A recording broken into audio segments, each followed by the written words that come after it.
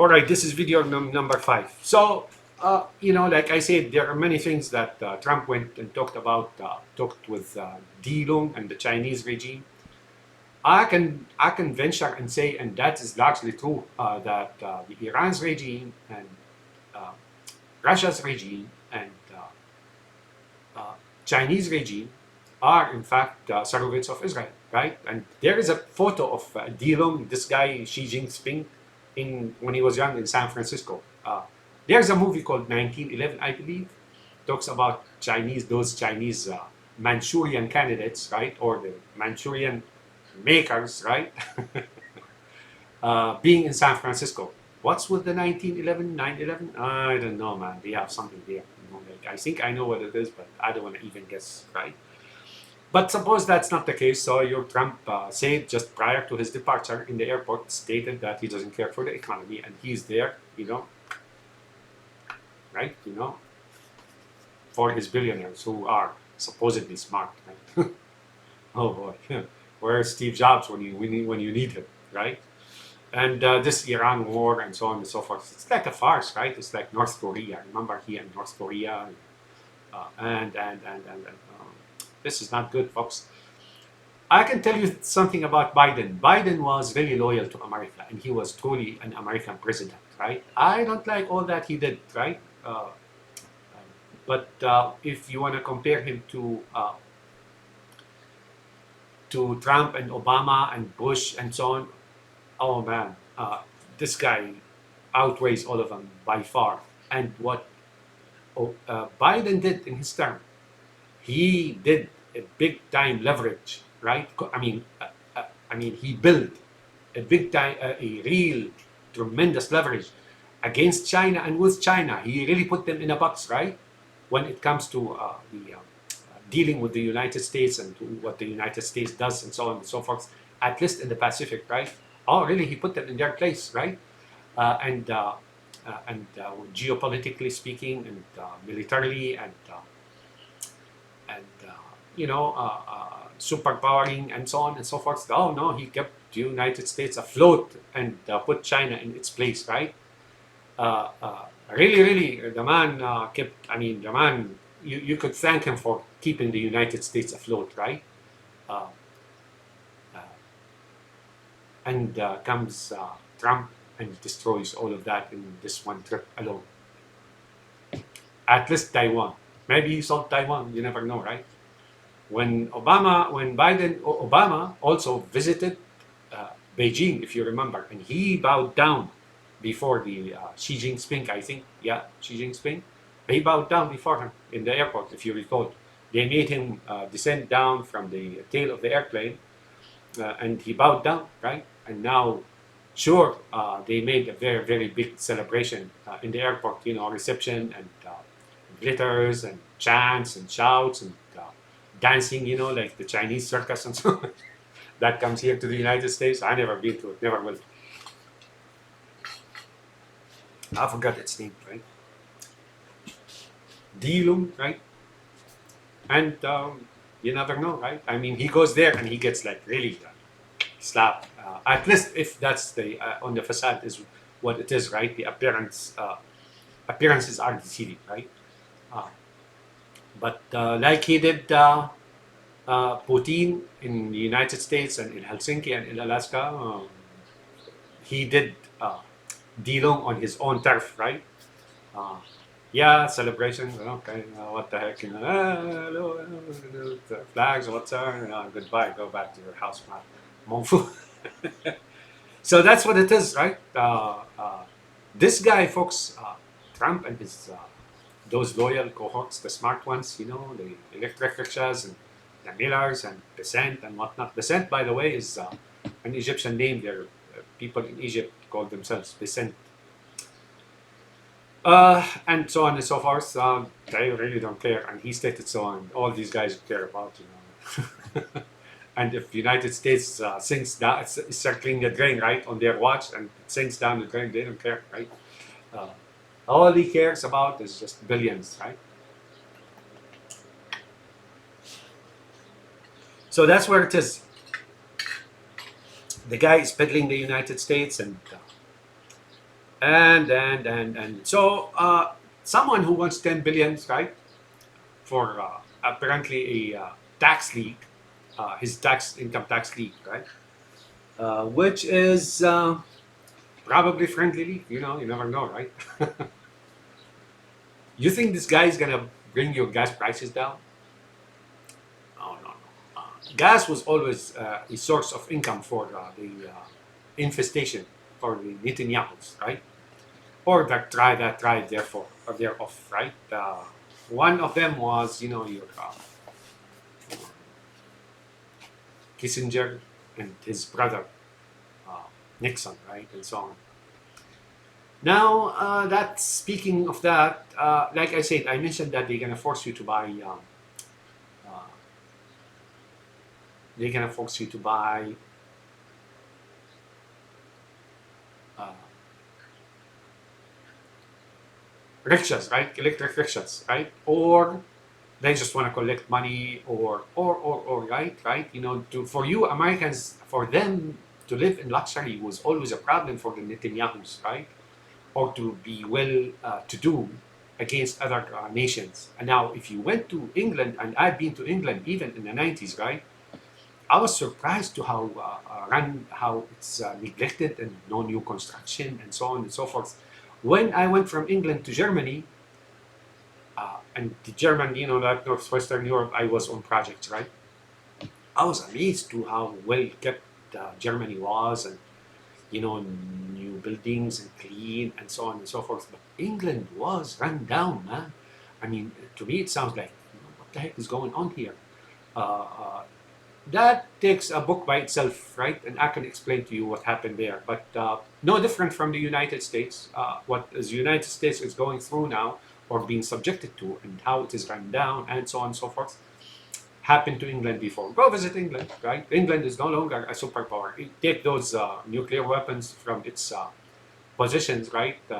And guess what? It's no different from Bulgaria or Nigeria or anywhere else, right?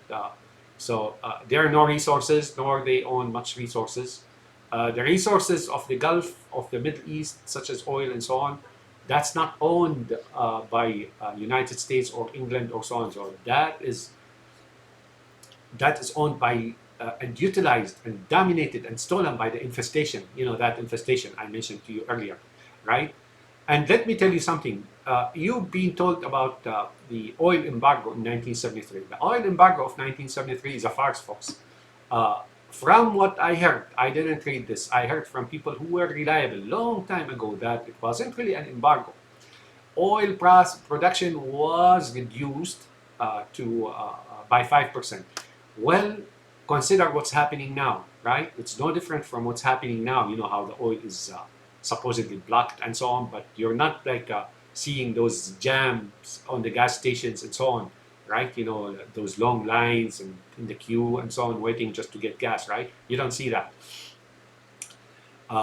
It's very similar, not similar in action or circumstances. It was akin to reduction of oil production, from what I heard, by 5%. But then they played this on you. They made you hate the Arabs, right? Who are those Saudis? Are not Arabs, really. I'll explain that in a second. Uh, and uh, and they harvested billions and billions on you back then, right? In 1973, people paid all their money on the gas, and guess what? That went to private interest, channeled through certain secret banks and whatnot, and guess what? We Arabs have nothing to do with it. And those Saudis in particular, the word Saudi is a new thing, right? Those peninsula people, they don't even benefit from the oil. They're poor people, right? They always have. So you've been taken on a ride back then, and you were spun out of control, and then you started hating Arabs, and Arabs have nothing to do with the oil. Never had, never. In Syria, there was like the production of oil in Syria was something like 600,000 barrels a day during the Assad time. People couldn't even find the large majority, 85% of the population, which is now destroyed, right, and sent out as pushed out of the country as refugees and so on. So Israel can integrate the country into this Greater Israel, right? So and so. They really never benefited from the oil. The oil always went for them, right? That infestation, right?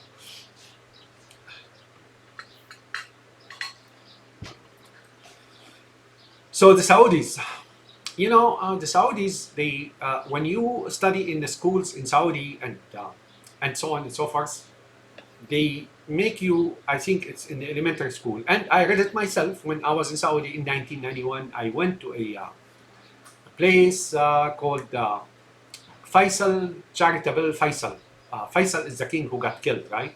Who was assassinated, and I think he was assassinated by Israelis for some reason. I don't know. Maybe his mother was not one of the infestation. Something is about that guy. And Ezra Wiseman, who saw him and met with him, he did that, something like that about the heart. And sure enough, it didn't take too long afterwards for him to be killed. Why? Because this guy is ruling the oil, right? Uh, but the family hails. They have in their family tree a man or a creature from Basra, Iraq, and whose name is Markan, which is in Arabic a variation on Mordecai, right? That family, when came, they have unknown origins, right? Some people say they are Karmatians, Qarmatian. They are similar to the assassins of Syria, and sometimes they're intermarriages between the Assad family or the Donkeys family and them, right? Right? When the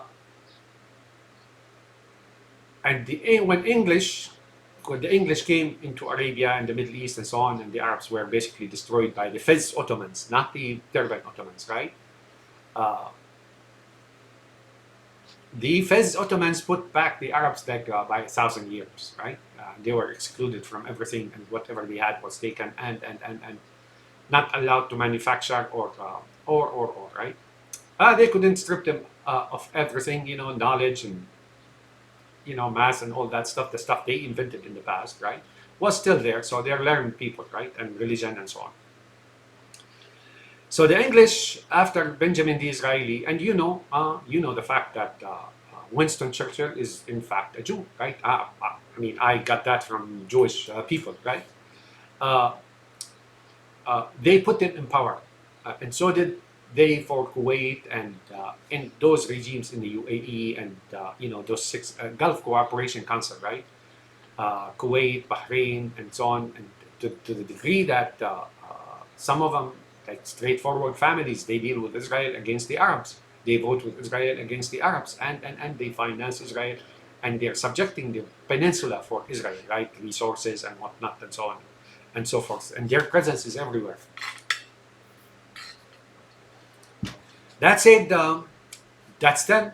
Arabs have nothing to do with the oil or what happened in the embargo of 1973, period, right? So the game is far deeper than you think, and it's always behind the scene, invisible in plain sight.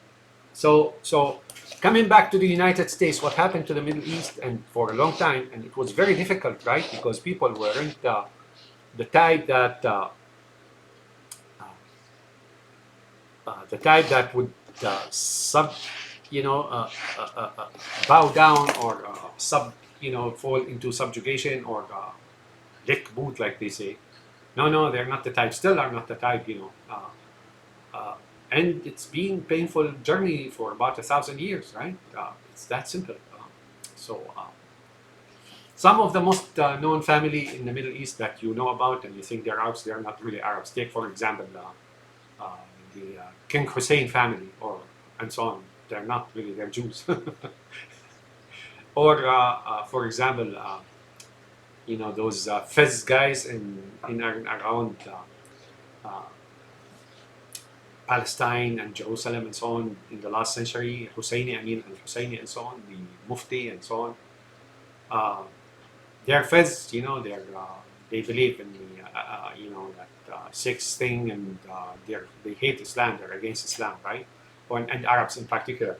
So what's happened to them, those people back there, and it's been a painful journey, genocide and plagues and poverty and exclusion from modern financial system, and that's slowly but surely is being applied here in the West, in Northwestern Europe and in the United States. Not yet, but that's where it's going. So I hate to give you the bad news. I do not think things are going to get any better. No, I don't. I don't believe that. I hope again. I hope I'm wrong. But uh, from my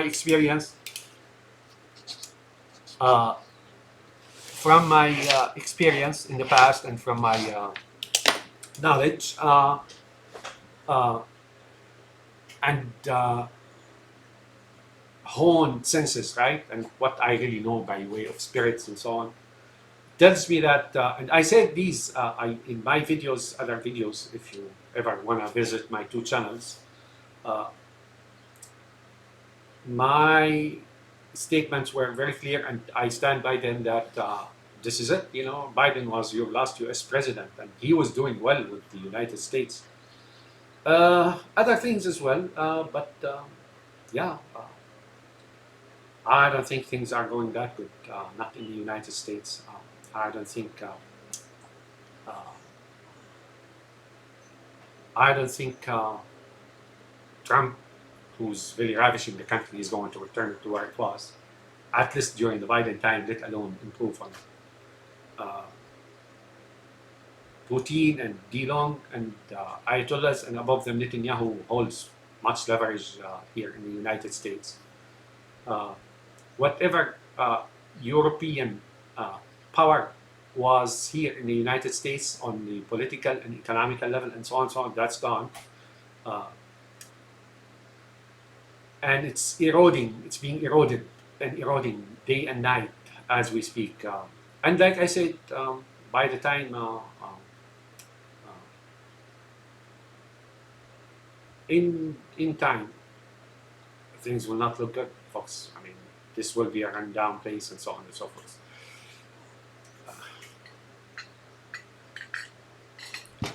I will repeat, I do believe that at least 90%, well, maybe 90% of the US national debt was taken and stolen by the infestation, the Netanyahu type and so on. And they're going about it. They're going into a frenzy about it now during the Trump. Well, they did so during Obama, and now during the Trump, and then the Trump again, not Biden, right? Now Biden did some of that, but not even close to what this guy is doing, right? And what Obama did, and so on. If you recall, Obama, every time he was interviewed or spoke, we have to raise the national debt limit, we have to raise that. And now the ploy is like closing governments and closing the government and closing departments in the government. And they sign a bill to fund it, and the bill goes like probably 1% for, say, DHS, Department of Homeland Security, and 99%, you don't know how much was that. It goes to the investors and their electric rickshaws and so on and so forth. But, Obama got his cut, a few $100 million, I think, I don't know, maybe less than that.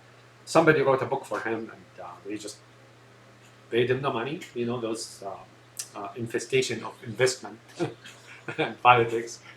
And this guy wants 10 billion, right?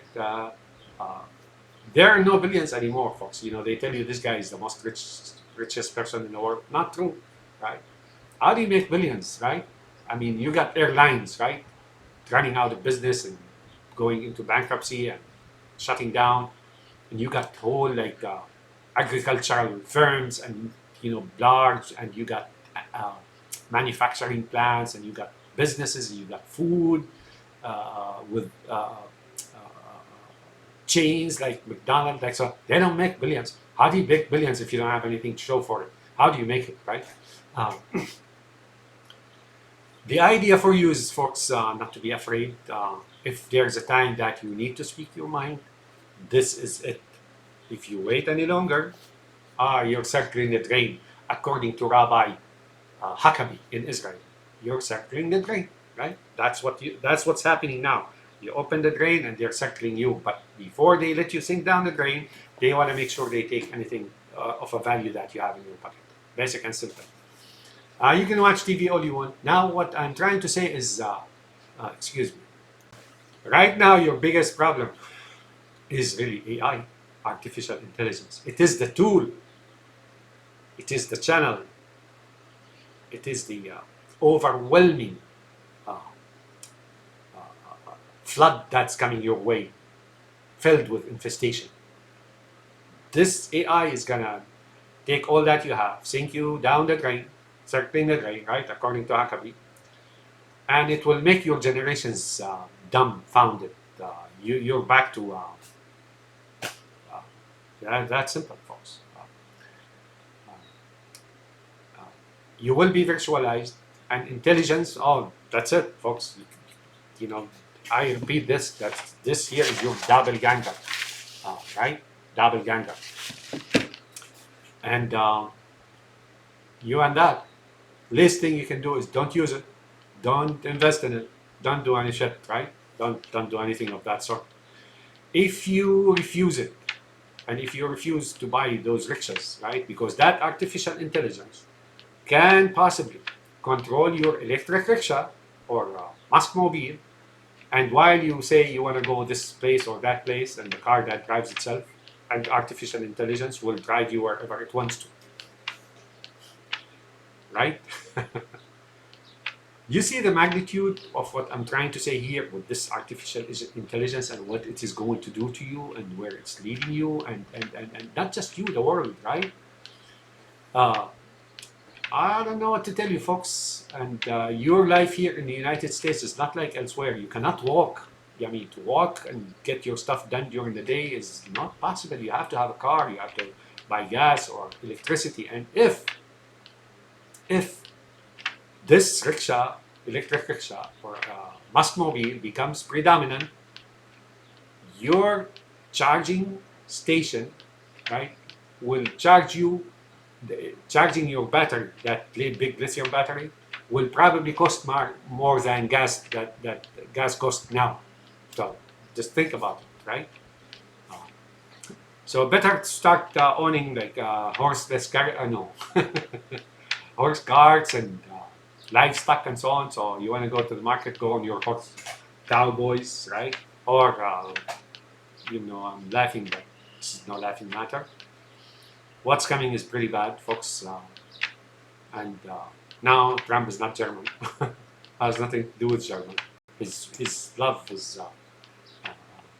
longing goes east. That's why he married from the east, right? He married from the Czech Republic, I think, and prior to that, somewhere similar. Yeah, I mean, if he really was German and two Germans or whites, he would have married someone from here, from the Anglo-Saxons or Germans, right? Or went to Germany and married someone from there, right? So at any rate, I'm gonna say so much. I think I still will record videos on AI and what it's doing and what it will do to you. You have no idea, folks. You're just watching TV and hearing about it. I mean, aside from the physical danger of it, like EMF and electromagnetic field and static electricity and waves and so on and so forth, you guys are not even looking. You're just asleep, lethargic, while this thing is spreading out, in your community, in your countries, in your governments, in your phones, in your life, and so on and so forth. This is pretty bad, folks. This is pretty bad. Am I late? I hope not, but maybe a little bit. But if enough people wake up to this menace that is lurking around the corner and moving in under the cover of darkness and in the night and in places where unseen places and so on, you will be regretting that big time. Especially you guys, whoever is listening to me or watching me in the intelligence community or where not to. Intelligence, that AI will replace you big time. If you work in the intelligence community, that you're gonna lose your job. Just like Amazon and Facebook and Microsoft, they're firing thousands upon thousands of people, right? Why? Because AI now is taking over that repetitive task, right? Type of job. You in the intelligence community or analytics or in the military and so on and so forth, not the soldier, right? Maybe the soldier in the future, I don't know. This is not I'm not here. I'm not exaggerating here. This is not a science fiction, folks. This is real. You guys gonna lose your job in the intelligence community. So if you're watching me now, uh, consider what all that I said.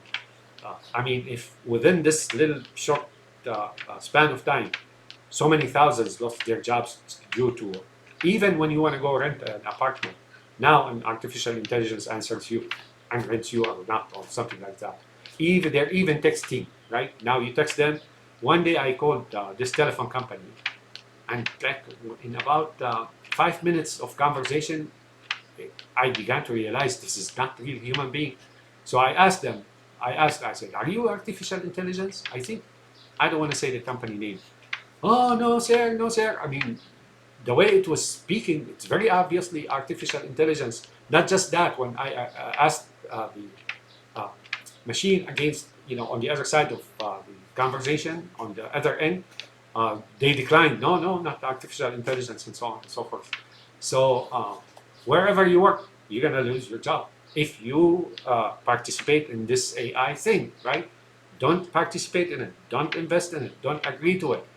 Push those data centers out, and otherwise, your future generations, guess what? They will be machines ruled by AI, and their lives will be run by AI, right? If you're a doctor, guess what? If you're a nurse, guess what? Uh, if you're a store employee, store manager, and so on, guess what? Machines are gonna now, well, point of sales now, you go to a store, big store, and you can pay yourself and so on. Now, those employees within the store, they will actually be replaced. So, what are you gonna do? Uh, what are you gonna do? Sit around and get money from somewhere? Nobody. I tell you what. This guy said that the future you don't have to work, right? I know the Musk Mobile guy, right? The rickshaw, electric rickshaw. Really? Why? And what happens when you don't work? He said he's gonna give you money. He's not gonna give you money. No.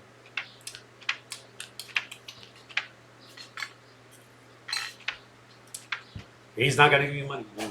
It's not. If you're without work due to AI and expect to be paid money, you don't need to work. It's not gonna happen. Nobody is gonna give you money. I guarantee you this.